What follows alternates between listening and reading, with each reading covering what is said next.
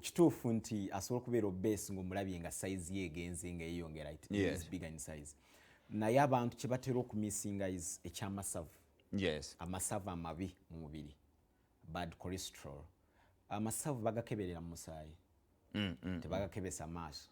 Zikulaba omuntu nga alina size ye nga it is bigger naye nga alina amasavu amalungi. Ate omuntu gw'olabye ng'omutonotono ate ogenda kukebera amasavu ge nga mabi. So ekyo kitulaga ki nti tuleke okusalira abantu emisango. Naye bwe tugeera ku bya dduyiro, bwe tukola dduyiro tubaninga a lot of calories.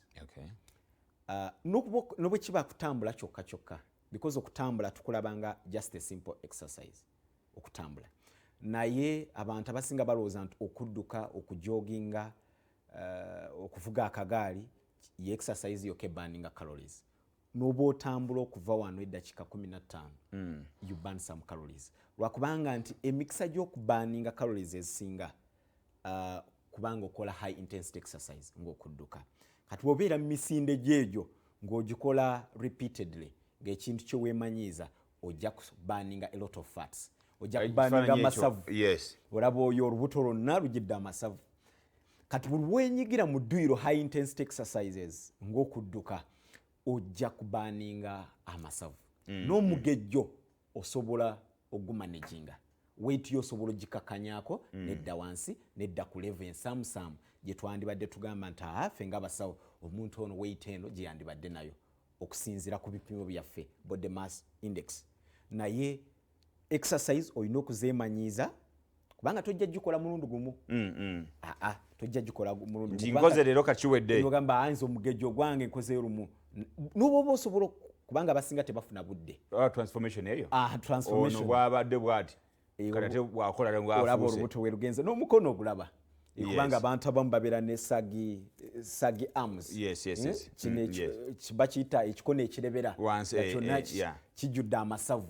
Buli bwo walking out either oli waka oba mu jimu oba awantu wonna wonna osobola okukendeeza amasavu go. You can kendeeza amasavu ate ekirala osobola okumanaging omugejjo gwo. Then omutima, abantu abayina endwadde ezeekuusa ku mutima bafunamu nnyo mu exercise mu dduyiro. However much tujja kubawa eddagala tubakolera ebintu ebirala byonna, naye ekintu ekirala ekikulu ye dduyiro. Waliwo abantu abali balowooza nti omuntu alwadde omutima takola dduyiro. Katonyo, engeri gye bapimamu weight y'abantu above the waist okulaba nti mu kiwato munnange omugejjo gususse. Ate ebipimo by'abaami bisobola okwawukanako ku by'abakyala. Kyobalaba omuntu yenna alina omugejjo nga tanaba ku designing an exercise program kyandibadde kirungi n'abeera assessed by omusawo ne babeera ne individual plan. Kubanga omuntu oyo gw'olaba gwe bakulazaawo bakulaga nti maybe alina amasavu agenkana bwe gati mu kiwato. Oba sayizi y'ekiwato kye esusse ku kye twandisuubidde. Omuntu ogenza okupima inches wano mu kiwato ng'ali mu inches esukka mu 6. Kati otakola yemu exercise ate n'omuntu nga maybe alina asatu yali medium slightly. Nga asatu munya. Then n'ebirala bye tutunuulira. Kubanga bwe tuba tukebera omubiri tujja kutunuulira muscle work, enkola ya organs, breathing, ebyo byonna tujja bitunuulira. Mood y'omuntu akola mirimo ki, ebyo byonna tugenda kola ki kubitunuulira tufune. Oyogedde ku nsonga y'omutima. Waliwo abaliretinga ne organs failure. N'embeera ey'obukyafu mu mubiri. Obuchafu mu biro tuyinza bunyonyola atya toxins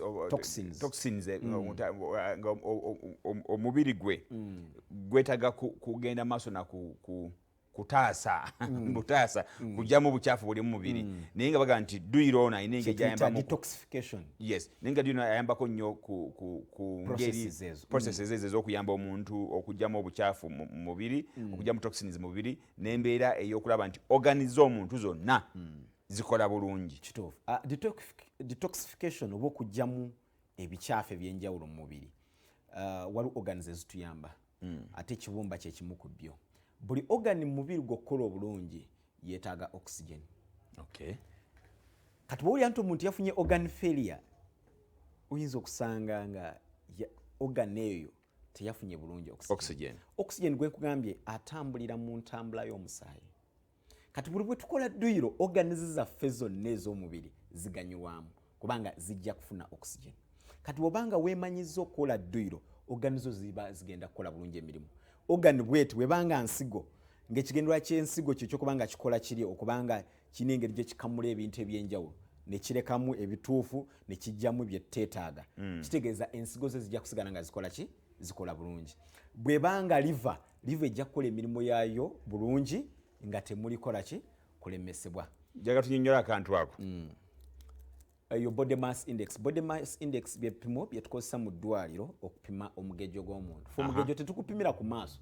Nti onalabika munene muno mutonotono. Tulina okupima height y'omuntu. Obuwanvu bw'omuntu. Age y'omuntu gitunulya. Emyaka gye. Ne sex gender. Oba musajja oba mukyala. Ne tukola ebipimo byaffe ne tugamba nti omuntu ayina points bweziti oba obutundu 30 ne tugamba nti ali obese.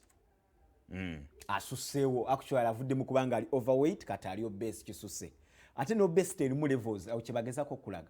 Waliwo omuntu nga ali obese nga alina omugejo naye nga ye stage esooka y'omugejo. Nga bwe nagamba nti tulina cancer, alina